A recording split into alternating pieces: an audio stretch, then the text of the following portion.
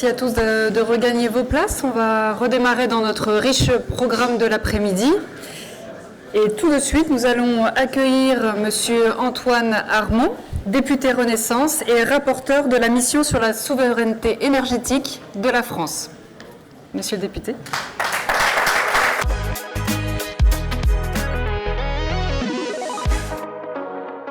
Bonjour à tous et à toutes, merci beaucoup pour votre invitation, merci à France Gaz pour l'organisation de cette journée. Je crois que c'est bien qu'on puisse parler de gaz en France, de gaz au pluriel évidemment, et dans cette période de définition de notre stratégie énergétique. Donc je comprends que j'ai la lourde tâche d'être le chauffeur de salle post-prandial.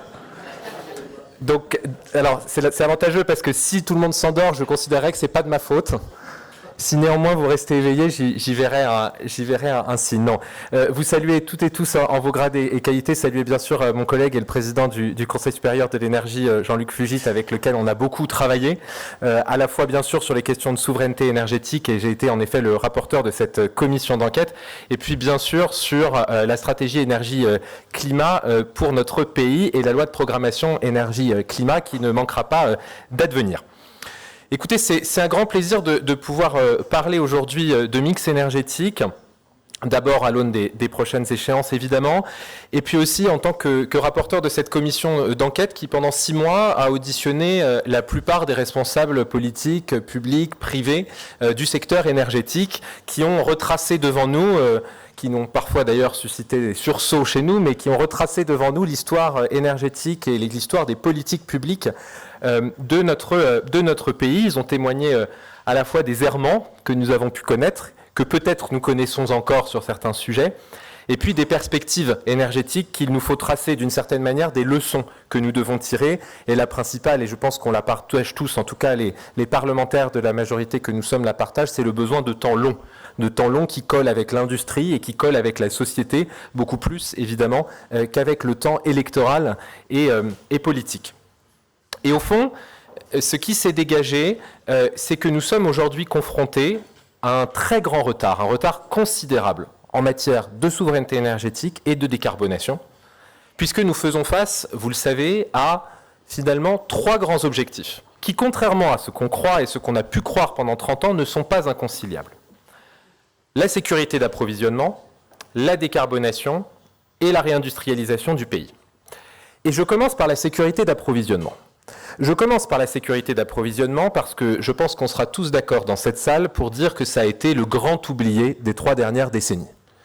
Et que cet oubli, ce n'est pas simplement un oubli politique ou un oubli rhétorique, ça s'est traduit. Ça s'est traduit par 12 gigawatts de capacité thermique qu'on a fermées sur le sol français. Ça s'est traduit par le fait qu'en 2015, nous avons changé dans la loi le critère de sécurité d'approvisionnement auprès de RTE en matière électrique et que nous avons décidé que finalement nous pouvions compter, c'est compréhensible, mais c'est notable, sur une part d'importation européenne. Et que donc progressivement, bercés par cette forme d'illusion d'abondance énergétique, nous nous sommes dit que ce n'était pas si important. Et puis nous avons vécu l'hiver dernier. Et nous avons, je pense, compris collectivement, d'abord que notre sécurité d'approvisionnement n'était pas un acquis, c'est une chose, mais deuxièmement, que politiquement et socialement, il n'y aurait rien avant la sécurité d'approvisionnement. Et qu'il n'était pas la peine de parler de décarbonation ou de réindustrialisation dans un monde où on risquait d'avoir des coupures de chauffage ou des coupures d'électricité le soir chez soi dans une des 15 premières puissances mondiales, tout simplement. Et ça, je crois que c'est un acquis sur lequel nous devons nous reposer collectivement. Et puis en matière de sécurité d'approvisionnement, il y a aussi quelque chose qui est très frappant, et je le dis à des gens qui le savent probablement beaucoup mieux que moi. C'était l'une des 6 erreurs que j'ai pointées dans le rapport de la commission d'enquête, et j'en suis d'ailleurs le premier symptôme. Nous sommes en France foncièrement électrocentrés. Quand nous parlons d'énergie, nous ne parlons la plupart du temps que d'électricité.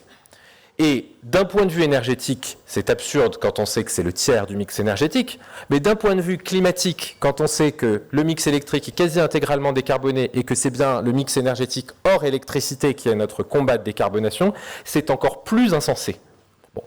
Et donc cet objectif de sécurité d'approvisionnement, j'y reviendrai, il a été comme oublié, mis de côté, et nous l'avons vécu à nouveau, nous avons passé la crise de l'hiver dernier grâce à la sobriété, grâce à la coopération européenne et grâce au parc thermique national et européen. Bon, c'est un fait, nous avons besoin de le dire et de se le redire et j'y reviendrai. Le deuxième objectif, c'est bien sûr celui de la décarbonation. Et ce qu'on a observé dans nos travaux, c'est que pendant très longtemps, la décarbonation et la transition écologique, ça a été une forme de wishful thinking. On va y arriver, tous ensemble, et au fond, c'était assez tolérable quand on était, vous le savez, dans le monde du facteur 4, ce monde dans lequel on allait simplement diviser par 4 nos émissions de gaz à effet de serre et équivalents. Et puis, avec la conférence de Paris, nous sommes passés dans le monde de la neutralité carbone. Dans ce monde où nous devions assurer une neutralité et donc éviter la quasi-totalité des énergies fossiles, modulo de la compensation et de l'absorption bien sûr. Et là, on s'est rendu compte de notre retard. Et donc partant du besoin de production d'énergie décarbonée absolument massif, considérable dans des ordres de grandeur qu'en fait aucun pays industriel n'a connu, ni même pendant la première révolution industrielle, et encore moins récemment. Et pas à un horizon 2100 ou 2150, mais bien à un horizon 2030 et 2050, avec un mur qui mesure au moins 350 TWh en baisse de consommation et qui mesure probablement le même nombre de TWh en augmentation de la production. Et puis le troisième défi, c'est celui de la réindustrialisation. Parce qu'au fond, on a beaucoup parlé dans notre pays de réindustrialisation. On a la chance depuis 2017 de recréer des emplois industriels sur le territoire après presque 30 ans de décrue, de dépeçage de notre appareil industriel. Mais d'une certaine manière, pendant longtemps, on a pensé que l'industrie se ferait toute seule, qu'elle n'avait pas besoin d'un appareil énergétique compétitif, fiable, pilotable pour se développer. Et que finalement, l'énergie n'était pas un critère que regarderaient les futurs investisseurs en France pour s'y installer. Aujourd'hui, la France est le premier pays en termes d'attractivité industrielle en Europe qui attire, qui permet de construire des usines. Ces usines, ces investisseurs, ils demandent de l'énergie. Ils demandent de l'énergie compétitive et de l'énergie fiable. Et ensuite, ils demandent de l'énergie décarbonée. Il faut regarder les choses telles qu'elles sont. Et produire en France, c'est et ce sera toujours plus écologique que produire dans à peu près n'importe quel pays du monde. Et je crois que là-dessus aussi, nous devons tourner la page de nos illusions ou de notre duplicité. Et donc, ce que je voulais vous dire aujourd'hui, c'est que je crois qu'il y a 3 tabous qui sont en train de sauter dans notre société, qui sont en train de sauter dans le débat politique, que nous avons absolument besoin de déverrouiller et de faire sauter collectivement et durablement. Le premier, et je vous garantis que ce n'est pas de la flagornerie parce que je l'ai écrit comme ça dans mon rapport, c'est que nous avons et nous aurons besoin du gaz. Et en fait, nous avons et nous aurons besoin des gaz, au sens large. Pourquoi ? Puisque nous avons finalement, dans notre doctrine de sécurité d'approvisionnement, je le dis de manière un peu crue, un temps préféré le gaz russe, le charbon allemand au gaz français, si vous me passez l'expression. Et donc, à la fois d'un point de vue écologique et d'un point de vue souverain, nous sommes passés à côté de notre sujet. Et donc, quand nous avons vu que nous avions en France les capacités de stockage, les infrastructures, que c'était en France qu'un certain nombre d'entreprises prévoyaient des projets pour stocker, pour avoir les infrastructures nécessaires à notre capacité d'approvisionnement, on a été très heureux finalement que les industriels écoutent peut-être davantage le monde économique et le continent européen que certaines des décisions que nous avions pu prendre les 30 dernières années.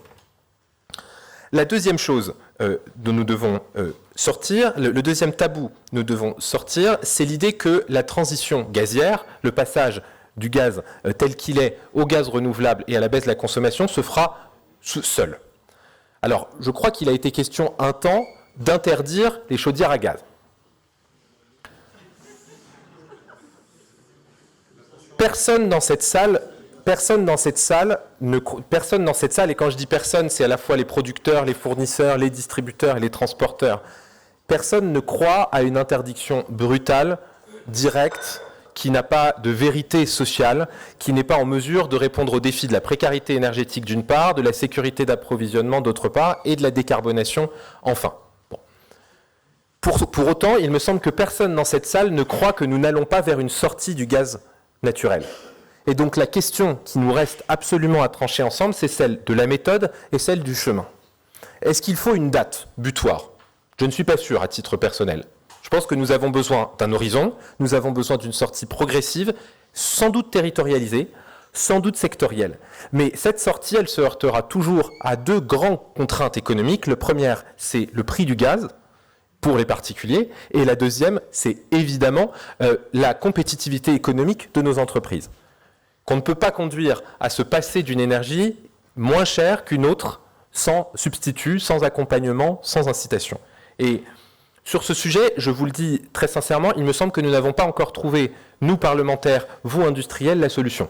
Et que donc, nous devons la définir ensemble, d'un point de vue de gouvernance sectorielle. Et que sur ce sujet aussi, je parlais d'électrocentrisme, nous avons la chance en France d'avoir RTE, nous devons penser une forme de RTE du gaz. Peut-être que c'est pas un organisme peut-être que c'est un organisme déjà existant, peut-être que c'est un nouvel organisme.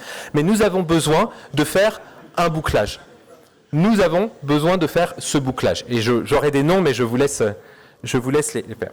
Et puis, le troisième point que je voulais souligner, c'est que ce défi, il n'est pas d'abord social, il est d'abord industriel et donc territorial. Au fond, dans les groupes de travail que nous avons animés, que nous avons tenus avec mon collègue Jean-Luc Fugit, on a bien vu la diversité des solutions existantes, techniques, industrielles, et les 2 ou 3 paliers qui nous restent à franchir. Le premier, je crois qu'on peut se le dire collectivement, je viens d'un département rural, c'est celui de l'acceptabilité sociale. Nous avons aujourd'hui 600 unités de méthanisation. Nous savons les projets qui sont dans les cartons, nous savons que nous pouvons faire beaucoup plus, mais que nous réussirons seulement si nous partons de l'existant, si nous partons des exploitations qui fonctionnent, des agriculteurs exploitants qui sont capables d'aller expliquer à leurs voisins, à leurs homologues de fédération que c'est possible, sans heurter leur modèle agricole et sans devenir autre chose que d'abord des agriculteurs. La deuxième chose, c'est que nous avons sans doute besoin de vous faire, et je le dis ici très sincèrement, davantage confiance en matière technique et technologique. J'ai assisté à des débats, on peut le dire, presque à des dialogues de sourds sur certaines techniques innovantes, qui sont pourtant en train d'être développées dans certaines régions françaises par des opérateurs français ou européens, sur la maturité de ces solutions, sur le potentiel qu'on pouvait conférer à ces solutions. Est-ce qu'on peut le quantifier déjà? Non, c'est trop tôt. Je pense qu'on peut trouver un compromis intelligent qui sert la visibilité de votre industrie et qui consisterait à se dire, démontrez-nous dans les 3 ou 4 prochaines années la capacité que vous installez. Et alors, nous changerons collectivement, nous législateurs, nous pouvoirs publics, nous changerons collectivement les ambitions en matière de production, en matière de capacité installée. Mais ayons cette capacité à avoir des clauses de revoyure très récentes, puisque, vous le savez mieux que moi, la technologie, la technique, y compris en matière gazière et y compris en ce moment, évolue sans arrêt et évolue sans doute plus vite que la législation et plus vite que les normes. Et donc, c'est ce que nous devons changer. Et c'est ce que nous devons être capables de faire, c'est de nous mettre, nous, au diapason de la vitesse industrielle, de la vitesse technologique. Et pour cela, je crois que nous serons vraiment aidés avec l'une des nouveautés de la programmation pluriannuelle de l'énergie, qui est celle de fixer des objectifs régionaux de l'énergie. Et de dire, voilà ce que nous, pouvoirs publics, ce que nous, ADEME, RTE, nous avons pensé comme objectif, est-ce que c'est compatible en termes d'installation dans telle région? Et vous, région, qu'est-ce que vous proposez pour accélérer? Comment peut-on vous accompagner sur les réseaux de chaleur, sur le développement d'unités de méthanisation, sur la pyrogazéification? Et bien sûr, sur ce qui permet de faire circuler le sang, c'est-à-dire sur les réseaux qui sont devant à la fois un impératif de recrutement, un impératif industriel, parfois de renouvellement, de modernisation et d'investissement, et qui, je crois, ne sont pas du tout amenés à disparaître demain, puisque nous aurons besoin demain de ces réseaux pour acheminer du biogaz. Et je terminerai sur le biogaz, parce que je pense que c'est assez symbolique des débats que nous pouvons avoir, ou des discussions que nous pouvons avoir en matière énergétique. Je sors de 6 mois de travail d'une commission d'enquête parlementaire, où les responsables privés, parfois, souvent publics, les anciens ministres, les anciens premiers ministres, les anciens présidents de la République, avait comme idée qu'il fallait défendre une énergie et que donc il fallait être pro-éolien, pro-solaire, qu'il fallait être identifié comme pro-nucléaire, qu'il y avait une raison qui m'échappe, je vous le dis totalement, d'opposer les réseaux de chaleur urbains et la méthanisation, qu'il fallait opposer les éoliennes et puis la pyrogazéification. De fait, c'est cette posture. Et ça, c'est notre responsabilité de législateur d'alerter sur le mur énergétique qui est devant nous et de dire que ce n'est pas la sobriété ou l'efficacité. C'est pas la sobriété ou la production de gaz renouvelable. C'est la production de gaz renouvelable, la production de toutes les formes de chaleur renouvelable, la production d'électricité décarbonée, le tout sous contrainte de sécurité d'approvisionnement, de maintien du parc thermique français et de veille attentive à ce que nous proposons pour demain soit compétitif. Parce que, et je terminerai sur ce point, si nous avons les capacités installées mais que nous n'avons pas de compétitivité, nous perdrons notre industrie et nous augmenterons notre empreinte carbone importée. Je vous remercie. Merci, monsieur le député.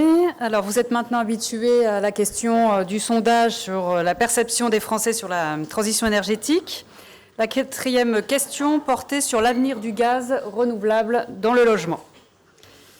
Comme vous le voyez, 3/4 des Français interrogés estiment que le gaz vert a un avenir dans les logements. Voilà ce qui devrait nous donner du baume au cœur pour la table ronde suivante.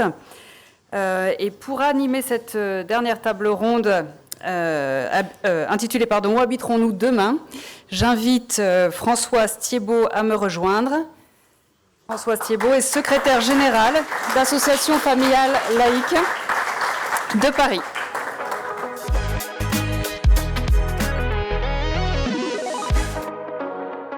On m'a dit qu'il fallait que je fasse vite. Ça va être très difficile, je suis très bavarde. Je voudrais quand même remercier France Gaz de m'avoir invitée à être la modératrice de cette table ronde. Et c'est une première pour la représentante d'une organisation de consommateurs. Donc, je tiens à le souligner. Je représente ici les associations familiales de Paris, qui sont une entité départementale du Conseil national des associations familiales laïques. Je n'ai pas le temps de vous expliquer. Mais je voudrais vous dire quand même qu'aux côtés du CNAFAL, il y a en tout 12 organisations de consommateurs qui, cet été, ont signé une contribution sur la, je ne vais pas dire décarbonation, je vais dire défossilisation dans le secteur du bâtiment, dont 10 ont co-signé la même contribution. Et dans cette contribution, nous partageons les constats qui ont été martelés toute la matinée sur l'importance du gaz, sans lequel, aujourd'hui, on ne peut pas assurer le chauffage dans tous les logements.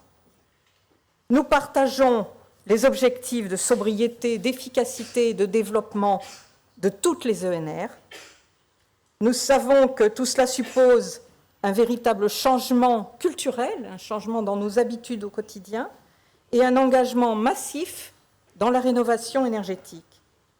Mais nous savons aussi qu'il y a des difficultés, la question du pouvoir d'achat de plus en plus prégnante et du reste à charge évidemment, la pertinence des politiques publiques qui doivent veiller à être socialement justes.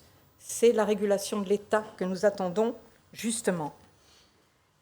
La question de l'accompagnement des consommateurs, de la pédagogie qui a été évoquée ce matin par Jean-Luc Fugit, seront essentielles pour la réussite de ce que nous envisageons ensemble.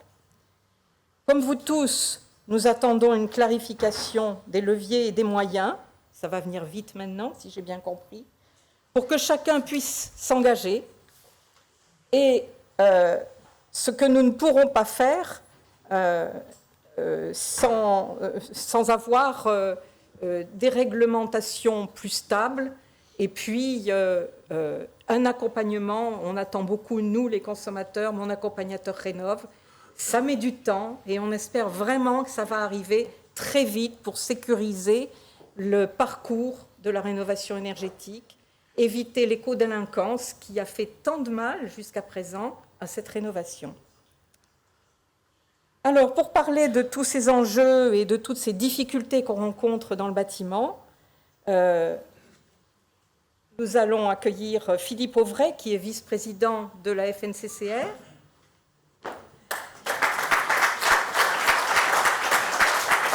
Anne de Bagneux, président d'Antargaz et de France Gaz Liquide. Pascal Housset, qui est le président de l'Union des métiers, je ne dis pas la chronique, des métiers du génie climatique, de la couverture et de la plomberie, c'est plus parlant, et qui est aussi gérant de Réalitherm. Frédéric Martin, directeur adjoint de GRDF. Alors, très vite, je voudrais vous faire un tout petit état des lieux vu du consommateur et de nos permanences. Qu'est-ce que nous voyons quand nous recevons des consommateurs ? D'abord, ils ne comprennent pas toujours les enjeux, même pas souvent, et sont confrontés à des injonctions contradictoires et souvent culpabilisantes. Depuis 2019, nous voyons que leur situation s'est réellement aggravée. Ils vivent souvent dans des logements énergivores et subissent, d'autant plus lorsqu'ils sont locataires, les hausses de prix de l'énergie et ou l'inconfort. La précarité énergétique ne cède pas le pas. Et le sondage réalisé par France Gaz, je n'ai pas pris la dernière question, mais moi j'ai relevé la question des 79% de Français qui sont inquiets sur l'accès à l'énergie pour les générations futures. Et ça, c'est vraiment très prégnant. Les consommateurs sont incités à se tourner vers des équipements qui ne sont pas forcément adaptés à leur logement. Ils en subissent les conséquences, souvent une fois les travaux réalisés. Ils n'ont pas les moyens, dans bien des cas, de supporter le reste à charge après travaux, d'autant que la consommation d'énergie n'a pas forcément baissé autant que prévu. Et l'inflation leur fait très peur. On leur demande de rénover leur logement, mais les aides changent tout le temps. C'est trop compliqué. Et il faut passer par des plateformes numériques, en général, ils n'aiment pas. On leur demande de changer leur comportement. On prône la sobriété désirable. Moi, j'aurais tendance à dire au mieux heureuse. Et eux, ils voient plutôt la sobriété subie actuellement. La diversité des situations invite donc à rechercher pour chacun la bonne solution, efficace et abordable. Logements urbains ou ruraux, individuels ou collectifs, n'appellent pas les mêmes réponses. Mais nous sommes persuadés que si nous acceptons l'idée d'un mix énergétique diversifié et progressivement défossilisé, nous pourrons ensemble répondre aux enjeux à l'horizon 2050. Alors, je vais me tourner maintenant vers Pascal Housset, parce que vous êtes en première ligne chez les consommateurs pour les aider à réaliser les bons travaux et parfois même choisir à faire les bons choix. Quel constat faites-vous et comment voyez-vous l'avenir pour aider les consommateurs à choisir les bons équipements? Bonjour à toutes et à tous. Déjà, madame, je vous remercie pour les constatations que vous faites, alors bonnes ou mauvaises d'ailleurs, hein, pour arriver à décarboner, pour arriver à cette sobriété énergétique, à cette rénovation énergétique dans laquelle tout le monde est fortement engagé. Je pense que vous l'avez bien dit, nous, nos artisans, nos entreprises sur les territoires, je rappelle, hein, les artisans aujourd'hui, il y en a dans toutes les communes de France et de Navarre. Dans beaucoup d'endroits, on dit qu'il n'y a plus de médecins, il n'y a plus de boulangerie, mais il y a des artisans du bâtiment. Donc les artisans du bâtiment, ils sont dans les territoires, ils connaissent les caractéristiques, que ce soit architecturales ou ils sont à proximité de leurs clients. Donc déjà, j'aime à dire souvent en introduction, il faut encourager le consommateur à contacter les artisans locaux. Faisons travailler l'acteur local qui, lui, va plutôt essayer de bien conseiller finalement le particulier sur les bonnes solutions parce qu'il connaît les caractéristiques de chaque, bien sûr, des typologies d'habitat et de la région, les caractéristiques de la région en termes de climat, etc. Donc ça, c'est le premier point d'entrée. Et vous l'avez bien dit, la difficulté aujourd'hui, on voit bien depuis le début d'année, il y a une réalité, les chiffres ne sont pas bons en rénovation. On parle beaucoup de rénovation globale. Sincèrement, moi, ça fait 10 ans que c'est un sujet sur lequel on travaille au sein de la Fédération française du bâtiment. On voit bien que c'est difficile. C'est un sujet qui est sensible. Il est même devenu ultra sensible. Pourquoi ? Parce que finalement, les restes à charge, vous l'avez bien dit, sont trop élevés. Avec l'inflation, les augmentations des matériaux, ça a eu un impact terrible. Il a fallu quand même également revoir un peu les revenus des salariés des entreprises. Tout ça fait que bout à bout, avec des réglementations qui changent sans cesse, des coups d'annonce qui ont été faits sur les énergies qui perturbent avec l'Ukraine, avec effectivement des annonces qui ont été faites. J'entendais parler tout à l'heure d'un sujet que je connais trop bien au niveau des chaudières. Souvent, on nous a dit, mais écoutez, jamais on a dit qu'on interdirait les chaudières. Et j'aime à dire, non, vous ne l'avez pas dit, vous l'avez écrit. Et c'est une réalité, ça a été écrit à un moment donné. Donc, il faut quand même... voilà. Donc, ce n'est pas pour faire le boss, c'est la réalité. Donc, simplement, aujourd'hui, on est heureux, nous, installateurs, pour l'ensemble des organisations professionnelles, d'avoir ce message qui a été envoyé notamment par Bercy, de dire, voilà, on va pouvoir continuer à installer des chaudières. Maintenant, il faudra être vigilant sur les seuils qui vont nous être imposés parce que c'est une autre façon de nous l'interdire, mais beaucoup plus, entre guillemets, sournoise. Donc, nos installateurs, aujourd'hui, nos entreprises dans les territoires veulent abonder sur les solutions de rénovation énergétique performantes, qui est des vraies économies d'énergie pour les consommateurs. on veut travailler en ce sens. On a un combat qu'on mène aujourd'hui qui est très compliqué et qui fait beaucoup d'ombre à nos artisans, c'est l'écodélinquance. On a un vrai fléau, voire mafieux aujourd'hui. Encore ce matin, j'étais dans une réunion en préparant un rendez-vous avec la DGCCRF et les services de l'État pour lutter justement à Renaudès. La semaine dernière encore, on en parlait avec M. Simon Hufetot.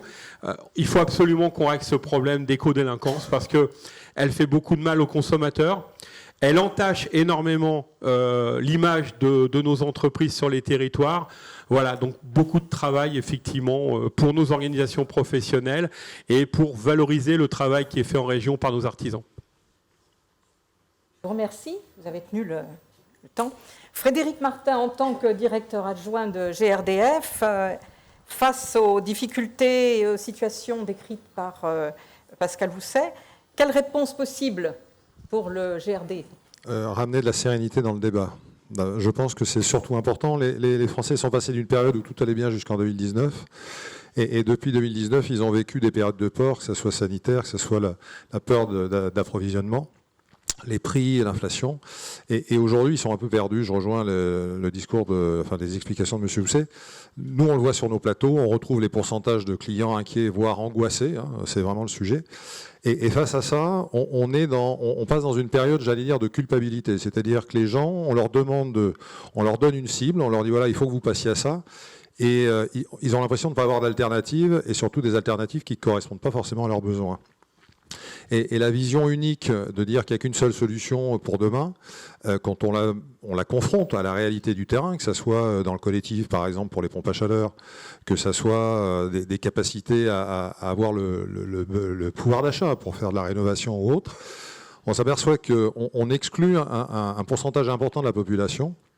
Et on ne leur offre pas la capacité de contribuer à l'objectif de 2030 avec des solutions qui sont peut-être un peu moins performantes que l'optimum, mais par des solutions qui leur permettraient de contribuer. C'est comme si aujourd'hui on vous disait qu'on n'affecte que des primes à la meilleure voiture électrique Tesla où il faut que tout le monde la paye 45 000 €. Ce qui est un peu aberrant et c'est pas comme ça que je pense qu'on soude nos concitoyens. Donc aujourd'hui il faut ramener de la sérénité. On a vu des clients perdus, ils sont passés au bois, ils reviennent maintenant au gaz parce que le bois a pris 3 fois le prix. On a vu des gens qui se sont fait installer des packs absolument pas dimensionnés dans des maisons pas isolées. Ils sont en situation de précarité. Les élus nous alertent en nous disant il faut vite leur installer une chaudière. C'est une catastrophe. Enfin, il faut ramener de la sérénité. Il faut offrir la capacité de choisir à nos concitoyens. Il faut leur donner une cible parce que décarboner, c'est pas une option malheureusement pour l'ensemble de la planète. Et puis il faut offrir des solutions adaptées un peu à toutes les situations d'usage. Et redonner, mais là je ne vais pas me faire le porte-parole de fédération d'élus, redonner la main au territoire parce que c'est là où on touche la réalité du terrain, au même titre que les chauffagistes qui aujourd'hui, eux, sont confrontés à la réalité de chaque installation technique. Voilà. Donc au même titre qu'on a des territoires où on a des solutions énergétiques pour verdir, dans les solutions bâtiments, c'est les chauffagistes qui vont vous indiquer plutôt quelle bonne option il faut choisir. Et il faut que le client garde ce choix-là si on veut ramener de la sérénité sur le terrain. Je vous remercie. Alors, justement... on va sortir un petit peu des énergies de réseau et je pense que ce serait intéressant qu'on ait un petit témoignage sur ce qui se passe dans la ruralité en matière de chauffage où les choix sont peut-être encore plus difficiles. Alors Anne de Bagneux. Oui, merci. Alors effectivement, le sujet de cette table ronde, c'est où habiterons-nous demain ? J'ai envie de dire, d'abord de répondre à la question, où habitons-nous aujourd'hui ? Alors dans cette assistance, je pense qu'on est peut-être pas tous parisiens, mais en tout cas quasiment tous citadins. Mais il faut savoir, il ne faut pas oublier qu'il y a beaucoup d'habitants, de Français qui n'habitent pas sur des zones urbaines, qui habitent sur les territoires ruraux, des territoires qui souvent ne sont pas raccordés au réseau de gaz naturel. C'est 25 000 communes en France qui ne sont pas raccordées au réseau de gaz naturel. C'est un peu plus de 90% du territoire et un Français sur 3. Voilà, donc c'est quelques chiffres pour illustrer des territoires qui sont souvent pas, des problématiques qui sont souvent pas dans le radar des décideurs, mais qui sont importantes puisqu'elles concernent néanmoins un certain nombre de nos compatriotes. Alors pour aller peut-être un peu plus planter un peu plus le décor de l'habitat de ces territoires, sur lesquels la filière des gaz liquides est évidemment très présente, puisqu'effectivement pas de réseau de gaz naturel. Donc nous, on dessert les clients de ces territoires, donc des clients particuliers, mais aussi des clients agriculteurs qui sont importants pour le pays. et qui ont des usages de séchage, par exemple, de leur récolte ou de chauffage de leur hangar. On a aussi des clients industriels, des entreprises qui ont besoin de notre gaz pour le process thermique. Donc, nous sommes la solution, une des solutions énergétiques de ces territoires. Et si on zoome un peu plus sur les sujets de l'habitat qui nous préoccupent sur ce plateau, il faut avoir en tête que sur ces territoires ruraux, environ 93% sont des maisons individuelles.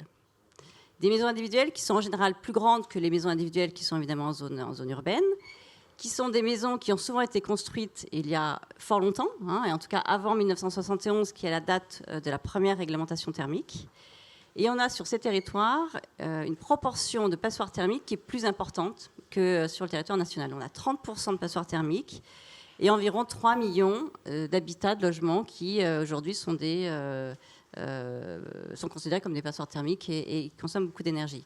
Donc on est sur des territoires très spécifiques, des habitants qui consomment, qui dépensent, c'est une étude qui a été faite, qui dépensent 20% de plus en énergie que les habitants qui habitent en ville et 40% de plus sur le budget carburant. Donc vous voyez qu'on a une équation qui est complexe, qui est spécifique, et on a malgré tout les enjeux à relever, les défis à relever, comme sur l'ensemble des territoires. Donc le défi de la décarbonation, et la filière y est très attachée, tout en maintenant des solutions qui soient soutenables pour les habitants. Donc nous, moi j'étais très contente ce matin, on a beaucoup parlé de complémentarité des solutions, et la filière milite complètement pour la complémentarité de solutions. Et cette complémentarité, elle passe d'abord par les solutions qui existent aujourd'hui, qui sont de bonnes solutions. La chaudière THPE, on en a beaucoup parlé, mais j'en reparle. La chaudière THPE, elle permet d'économiser 30% d'énergie, de réduire donc de 30% les émissions. Sur les territoires ruraux, on a une chaudière sur deux, qui est encore une chaudière à condensation. Donc vous voyez, faites le calcul rapidement de ce qu'on pourrait gagner en émissions si on changeait ces chaudières en chaudière THPE. On a aussi des solutions de packs hybrides, qui sont aussi une façon de répondre à certains habitats. Alors, il y a aussi certains habitats qui pourront passer à la pompe à chaleur, mais comme vous l'avez dit, il y a un certain nombre d'habitats, de logements, qui sont très déçus de leur pack parce qu'effectivement, ce n'est pas du tout adapté à certains logements. Donc on milite beaucoup pour qu'on puisse utiliser, qu'on continue à utiliser des chaudières qui fonctionnent bien aujourd'hui sur les territoires. Et d'ailleurs, toutes les chaudières qui fonctionnent au fioul aujourd'hui, si elles étaient passées en chaudière THPE, au propane, ça serait une réduction de 40% des émissions. Donc vous voyez qu'on a à portée de main des solutions qui permettent d'avancer, tout en évidemment travaillant sur les sujets de rénovation énergétique, parce que ce sont des sujets importants. Mais je crois qu'il ne faut pas travailler en séquentiel, il ne faut pas conditionner l'installation de nouvelles solutions à ces rénovations, parce que vous l'avez dit très bien, ça prendra du temps. La marche est très élevée, on a 3 millions de logements en zone rurale à traiter, et on sait bien que ça ne se fera pas, tout ne se fera pas d'ici 2030. Donc n'avançons pas en séquentiel, avancions en parallèle sur les différentes solutions qui sont disponibles, et je crois que comme ça on pourra atteindre les objectifs de décarbonation qui ont été fixés sur le chauffage par le gouvernement. Et si je peux vous poser une petite question complémentaire, c'est vous qui avez gagné. Hier, on nous a annoncé, on a eu une petite fuite sur les chaudières au fioul, dont on doit accélérer. On nous a dit qu'il fallait accélérer la fin des chaudières au fioul. Il y en a encore 3 millions, si je ne me trompe, dans des maisons qui sont souvent mal isolées, et c'est vraiment un enjeu. Si on n'isole pas globalement la maison, on ne va pas y arriver. Comment vous voyez cette situation? Alors, on ne sait pas les modalités, quelles seront les modalités de cette accélération de la disparition des chaudières au fioul. Est-ce que vous avez déjà une petite idée de... Écoutez, nous, on peut proposer des solutions à la filière des gaz liquides. Encore une fois, chaudière THPE propane, c'est par rapport à une chaudière fuel qui ne serait pas une chaudière THPE, sans doute qui ne l'est pas. C'est au moins 40% de réduction des consommations. Voilà, donc je pense que... Il faut arriver à convaincre les pouvoirs publics qu'on ne va pas forcément d'une solution très émettrice à une solution 100% décarbonée ou défossilisée, et qu'il y a des étapes. On a une solution de transition. On a parlé de gaz liquide, gaz de réseau, nous faisons partie de la solution. La transition, elle va être longue. Donc oui, la filière des gaz liquides peut être une réponse à cette nouvelle donne sur le marché du fioul. Je vous remercie. Alors, on va passer, j'essaie de faire vite, on va passer à ce qu'on voit actuellement, y compris dans les travaux qui ont eu lieu sur la préparation de la LPEC, autour d'Agnès Pannier-Runacher. On a vu beaucoup de copilotes des groupes de travail qui étaient des représentants des collectivités. Et ça montre l'importance qu'on accorde aujourd'hui, effectivement, au rôle des collectivités et aux territoires eux-mêmes. Je vais demander à Philippe Auvray quel rôle, qui est vice-président de la FNCCR, quel rôle pour ces collectivités auprès de leurs administrés en matière de logement et comment la fédération peut-elle les accompagner pour définir leur politique énergétique au service des citoyens et des administrés. Merci d'avoir invité la FNCCR, Fédération nationale des collectivités concédantes et régies. C'est une fédération qui a été créée en 1934.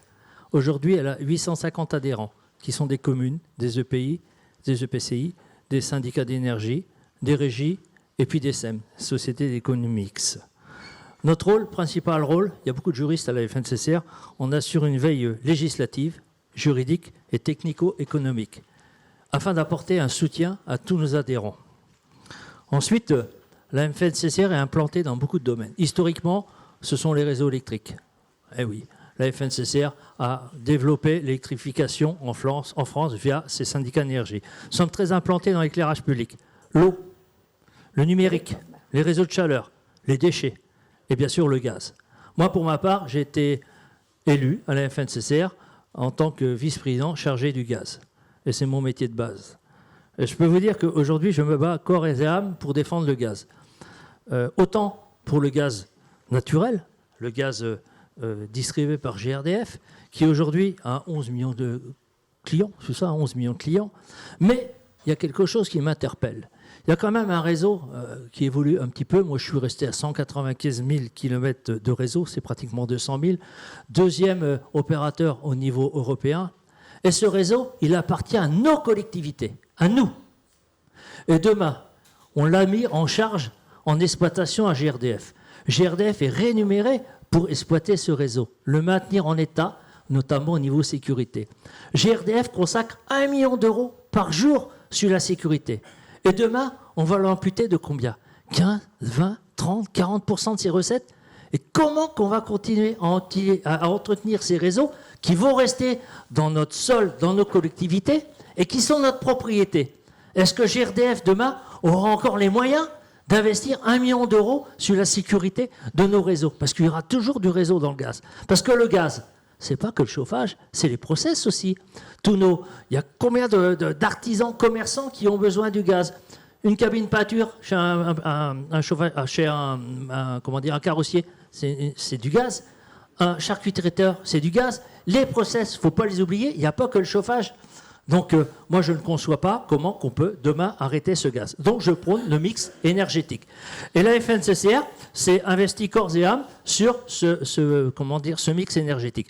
AODE, propriétaire des réseaux de gaz. À côté, un partenaire, GRDF. Mais aussi, on a aussi tout ce qui est propane. Il ne faut pas oublier que GRDF, c'est 9500 communes, pratiquement plus de 70% des Français qui sont alimentés en gaz, mais qui sont en ville. Donc, il y a tout le secteur rural. Moi, j'aime discuter avec Jacques Blanc. Jacques Blanc, c'est un ancien élu. Il a été ministre en Lozère. Mais en Lozère, il n'a pas le gaz naturel. Par contre, il a beaucoup de citernes à gaz. Il y a beaucoup de kilomètres pour aller d'un point A au point B. En plus, il a un réseau électrique qui est relativement défaillant. On se doit de renforcer les réseaux électriques.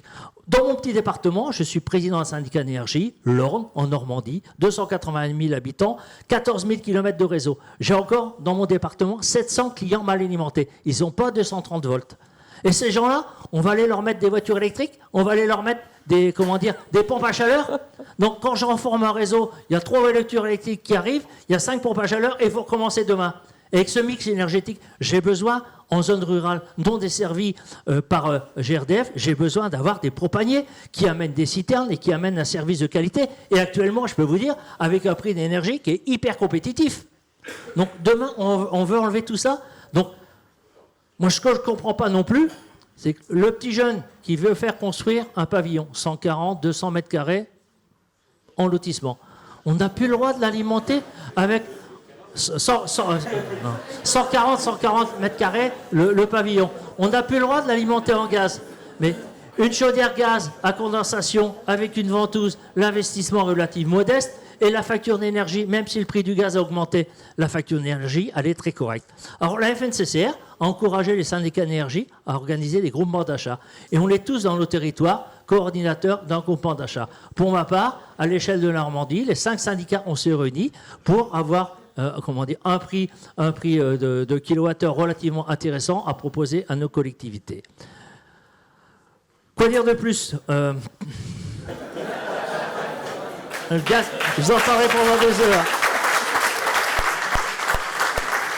Alors, avec Frédéric, on a travaillé pendant 2 ans pour réaliser un nouveau modèle de contrat gaz. Ce contrat, le modèle de contrat concession qu'on a élaboré sur 20 ans, il a 1 an et demi d'existence. Et donc, on l'a fait avec GRDF, on l'a fait avec la FNCCR et bien sûr avec France Urbaine. Et on arrivait à un contrat avec une avancée extraordinaire. Et on a fait une ouverture vers, bien sûr, le biogaz. Aujourd'hui, on encourage les collectivités, on encourage les syndicats d'énergie à aider nos agriculteurs à faire des méthaniseurs. Et où intervient tout simplement le syndicat d'énergie? Eh bien, on va intervenir sur le raccordement. Des raccordements qui sont des fois onéreux, puisqu'il y a une distance importante. Et le syndicat d'énergie apporte un soutien financier pour pouvoir raccorder ce méthaniseur de nos agriculteurs sur le réseau gaz. Après, on voit des difficultés quand même, parce que lorsqu'on parle de biogaz, l'agriculteur, il porte le risque financier. Moi, je suis rentré dans un groupement d'achat. 8 agriculteurs, ils sont bien, vraiment bien. Ils n'ont pas le réflexe que fric, ils ont le réflexe transition énergétique. 8, une coopérative agricole et syndicat énergie. Je voulais apprendre le dossier du début jusqu'à la fin. Depuis 4 ans, on est bloqué sur des recours. Seulement, avec moi, il y a des agriculteurs qui avaient 55 ans. Aujourd'hui, ils ont 60 ans. Ils commencent à se poser la question parce que le méthaniseur n'est pas encore démarré. Et voilà comment on va faire en sorte qu'il y ait des projets qui peuvent chuter. Tout simplement parce qu'on a des tracasseries administratives en France qui sont relativement trop longues et des recours qui durent un temps fou.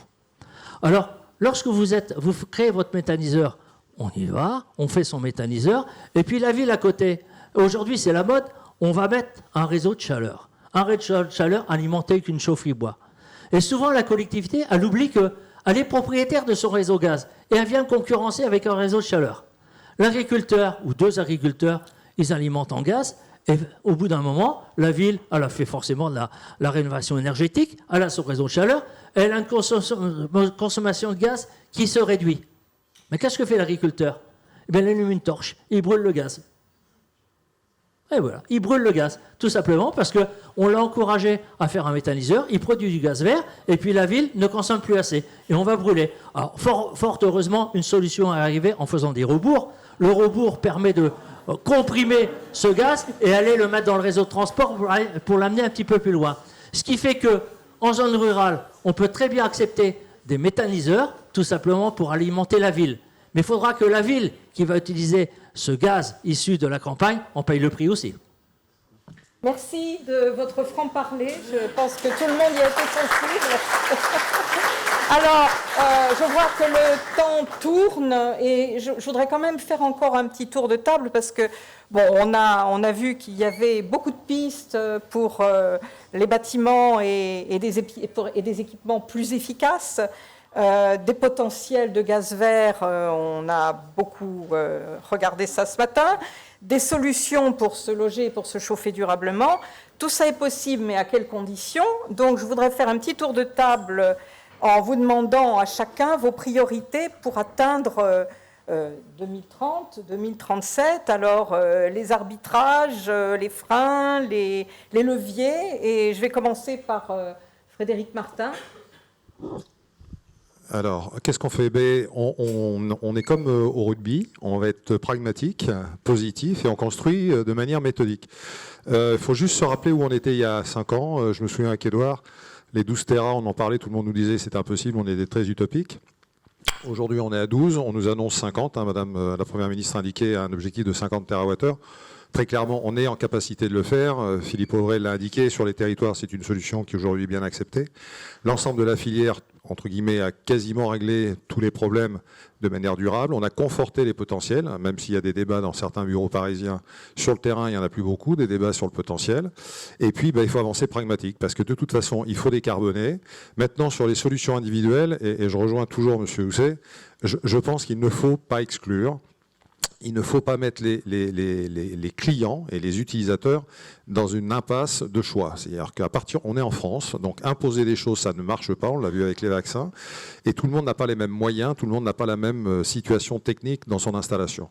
Il faut que chacun puisse contribuer, soit en mettant une THPE, madame l'a très bien dit, si je peux faire que 30% parce que j'ai pas les moyens de rénover, etc., je fais toujours 30%, et il faut montrer que tout le monde peut contribuer. Si on dit à tout le monde la seule solution c'est celle-ci, on passe dans une phase de culpabilisation, et je pense qu'il faut ramener de la sérénité, parce que c'est l'équipe France dont on parle, et c'est un objectif qui est ambitieux, tout le monde doit y aller, et je pense que c'est là-dessus qu'il faut travailler. Donc au même titre qu'on a reconstitué un cahier des charges de concession avec les collectivités, qui a rebattu les cartes et qui s'est projeté sur l'avenir, maintenant il faut être méthodique, il faut arrêter les grands discours et les belles histoires, il faut être très pragmatique sur le terrain et permettre aux gens d'avancer tout en ne les mettant pas en inconfort de choix. Et je pense que c'est ça la grande priorité pour être sûr d'arriver à 2030.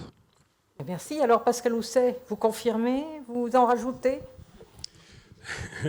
Non, mais je pense que l'essentiel a été dit, mais encore une fois, il faut vraiment mettre le consommateur au centre. Parce qu'aujourd'hui, on impose trop des solutions, et finalement, il y a besoin d'embarquer davantage dans l'équipe, si je peux dire, si on reste sur l'expression sportive du moment. Il faut embarquer dans l'équipe, dans l'histoire qu'on veut raconter.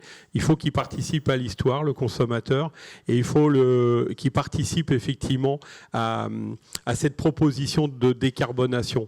Parce que les Français sont prêts à y aller dans cette histoire-là. Mais il faut faire de la pédagogie, il faut leur expliquer, il faut les accompagner. Nous, on a des propositions qui ont été faites par notre fédération, contrat d'accompagnement énergétique qui a été, depuis 2 ans, qui a été proposé. Il n'y a pas eu vraiment de suite, ça a été repris en partie par Solia, et je m'en réjouis parce que j'avais coécrit cette feuille de route. Il faut revoir, on l'a dit tout à l'heure, il y a un vrai problème de finances, et c'est le nerf de la guerre.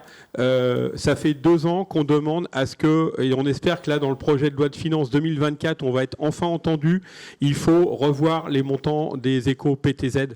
On a un magnifique outil pour faire de la rénovation énergétique. Les montants aujourd'hui ne sont plus en phase avec les tarifs qui sont ceux de l'inflation. Donc il faut revoir pour que le poste client ne mette pas en danger nos entreprises. On a vraiment des choses assez simples, oui, qui peuvent coûter un peu d'argent, mais finalement, si on veut massifier, rappelons les objectifs, nous annoncer de plus de 200 000 rénovations globales énergétiques horizon de 2024. Si on reste avec les mêmes principes qu'on a en ce moment, et je veux dire que dans ce dispositif, les installations gaz, elles ont toute leur place. C'est-à-dire dans la rénovation globale, quand on décarbone, la solution gaz a toute sa place, et je tiens à le dire et à le redire dans les territoires, que ce soit en milieu rural sur les solutions propane, que ce soit sur les réseaux gaziers. Les systèmes hybrides ont toute leur place également dans la rénovation globale. On a des systèmes qui sont modulants. Donc ça veut dire que plus le particulier, on va lui expliquer que plus il va isoler, et finalement on va moduler, on va réduire, que ce soit sur sa chaudière THPE, l'hybride ou le système de chauffage qu'il va avoir. Mais il faut faire de la pédagogie. Aujourd'hui, on a trop tendance, quand un installateur il rentre chez un particulier, le particulier il l'attend avec sa feuille d'impôt et il dit j'ai droit à combien ? Il ne cherche pas à savoir ce qui va être proposé ou quoi. Il y a tout un manque d'échange, de pédagogie, d'explication. Je reviens tout à l'heure sur le fait que du coup, il y a des opportunistes de marché qui mettent des pompes à chaleur partout, n'importe comment. Et ça, on va le payer plus tard. Parce que là, pour justement avoir une bonne gestion de ce mix énergétique, cette gestion de pointe hivernale dont à chaque fois qu'on en parle, on dit mais non, ça n'existe pas. Si, ça existe. On a une étude Artelis là, qui a été annoncée cet été avec des chiffres d'ailleurs qui n'ont jamais été contestés par personne. Elle est sérieuse cette étude. Elle prouve bien qu'il y a bien une pointe hivernale.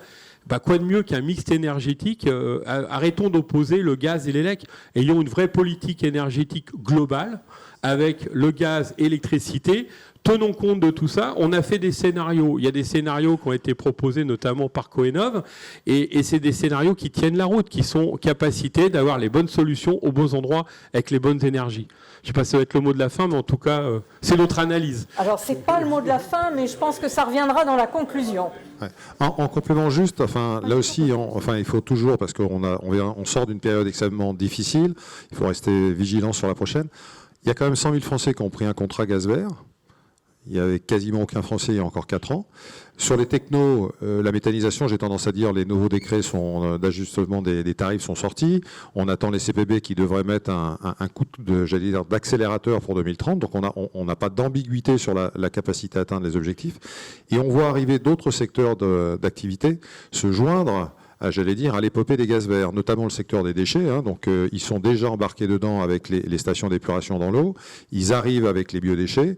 Et on voit aujourd'hui les technologies de pyrogasification et de gasification hydrothermale, même si elles sont peu développées en France pour des raisons de soutien public, mais j'ai entendu ce matin que cela devait arriver fin du mois de septembre par un appel d'offres.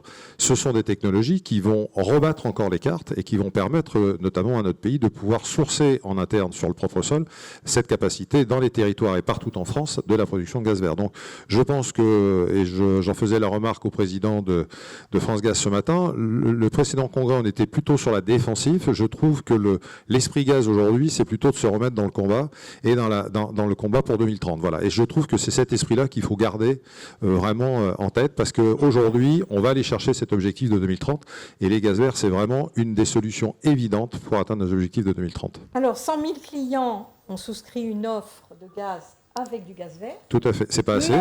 Mais il y a aussi tous les clients qui étaient au TRV Gaz et qui ont basculé sur l'offre passerelle et qui ont 5% de gaz vert dans leur contrat. Tout à fait. Et les CPB, c'est bien le principe d'augmenter progressivement ce pourcentage de gaz vert dans la consommation des Français. Et c'est tout l'intérêt du dispositif, puisqu'il y a aujourd'hui des clients qui demandent 100% de gaz vert, qui sont capables de payer 100% de gaz vert avec un prix plus élevé. C'est pour ça que ceux-là, il n'y a pas de problème. Mais ceux qui n'ont pas forcément la capacité, il ne faut pas les exclure. Et le fait d'avoir dans leur tarif de passerelle 5%, ils contribuent aussi à l'objectif de 2030, même si ce n'est pas la solution rêvée par tous, mais c'est une solution. Ils contribuent à hauteur de leurs moyens dans la décarbonation du pays. Alors, Anne de Bagneux, je vais vous poser la même question. Perspective.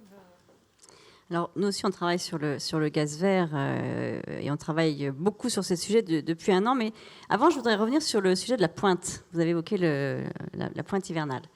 Et dans les différents travaux qu'on a conduits au niveau de l'association FGL, on a fait une étude avec l'école Mines ParisTech, donc des gens sérieux, pour évaluer quel serait l'impact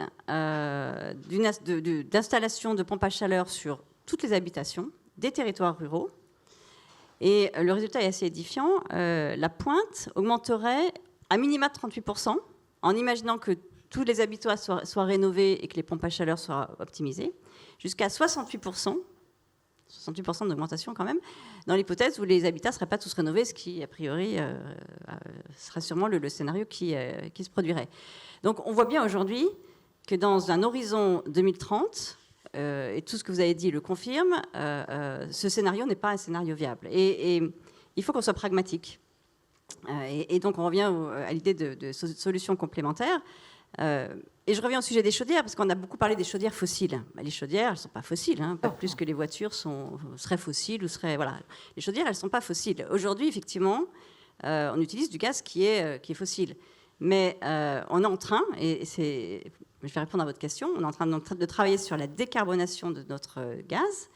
Aujourd'hui, les fournisseurs de propane de l'association France Gaz et Liquide ont tous des offres qui intègrent du biopropane. Et on a travaillé sur une feuille de route d'incorporation progressive de biopropane, de plus en plus donc importante, d'ici 2030. Le biopropane, ça existe aujourd'hui. Le biopropane, quand on l'incorpore dans le propane, on n'a pas besoin de changer de chaudière. Donc c'est assez simple. Le biopropane, il est produit, donc c'est un gaz qui est 100% renouvelable, qui émet 73% d'émissions carbone moins que le propane, donc c'est évidemment très intéressant. Et c'est un gaz qui ne nécessite pas de biomasse spécifique, puisqu'en fait, la biomasse, c'est celle qui va être utilisée dans la production du biokérosène d'aviation. Et le biopropane, c'est un coproduit de la production du biokérosène. Donc notre feuille de route, elle est complètement calée sur celle de la production de biokérosène. Donc on ne demande pas de biomasse complémentaire. On sait qu'il y a des sujets sur la biomasse. Donc nous, on ne dit pas on veut de la biomasse qui n'existerait pas. Elle existe. Elle a déjà été affectée à la production de biokérosène. Il y aura du biopropane qui sera produit en Europe d'ici 2030. Alors on a des chiffres qui circulent. On a 650 000 tonnes. Donc vous voyez que le biopropane il sera disponible. On l'offre déjà à nos clients.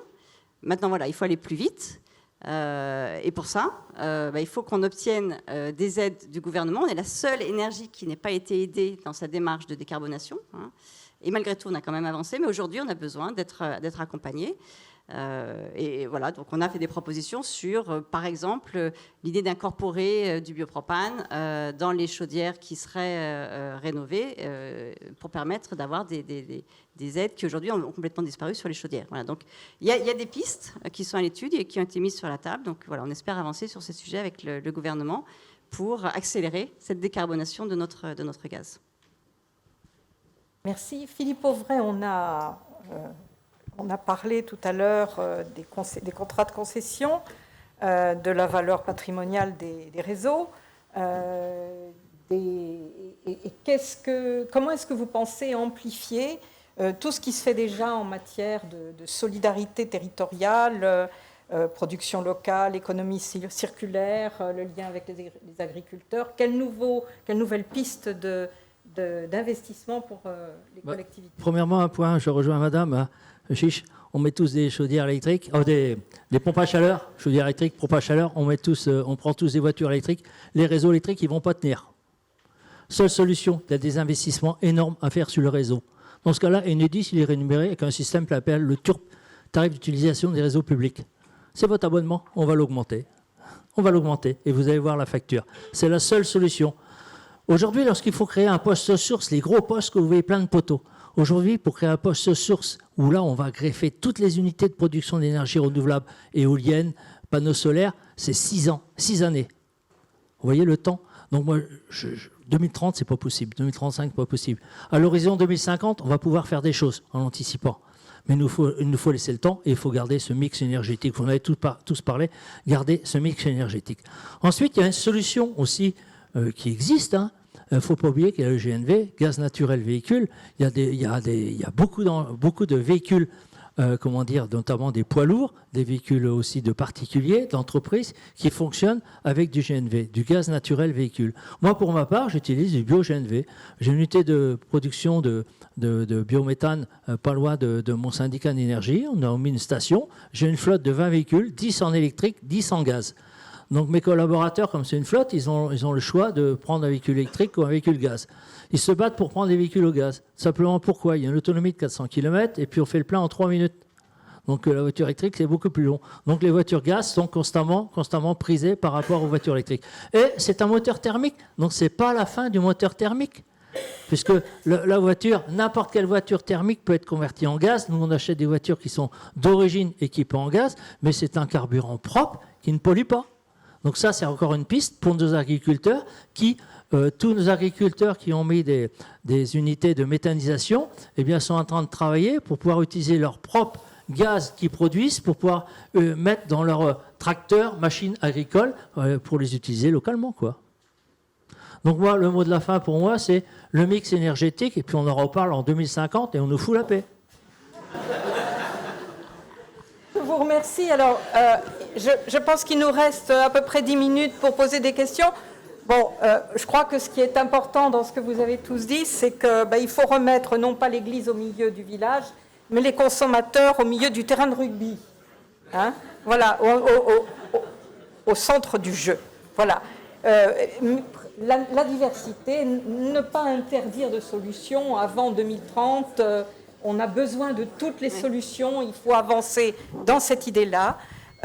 Pédagogie, accompagnement des consommateurs, financement pour la rénovation énergétique.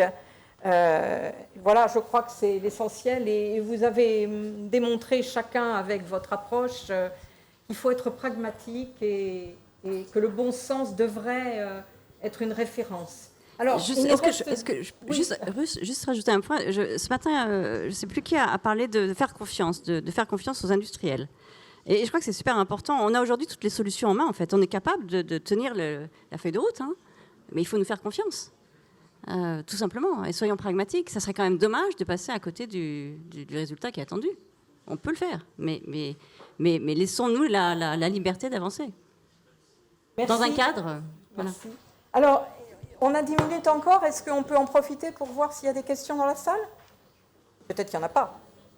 Si vous me le permettez, j'avais juste un point qu'on n'a pas du tout abordé. On a beaucoup parlé d'énergie, de système, mais il y a un sujet qu'on omet souvent, c'est ce qu'on appelle le coût global d'exploitation, c'est-à-dire le volet maintenance pour le consommateur. Et moi, je me souviens avoir fait une alerte auprès de l'ANA dès janvier 2019. J'ai dit attention, on est en train de vouloir installer des Formule 1, des pompes à chaleur sur tous les territoires, à des publics plutôt précaires, grands précaires. Et là, c'est une population qui n'aura pas forcément les moyens d'entretenir le matériel qu'on va leur mettre en place. Et malheureusement, je fais un constat 3 ans plus tard, c'est que j'avais raison. C'est qu'aujourd'hui, il y a un constat déplorable. Et quand j'en parle avec mes collègues du SINASAV pour le volet maintenance, on voit que malheureusement, un tas de machines, ce que j'appelle les machines orphelines, qui ne sont pas entretenues.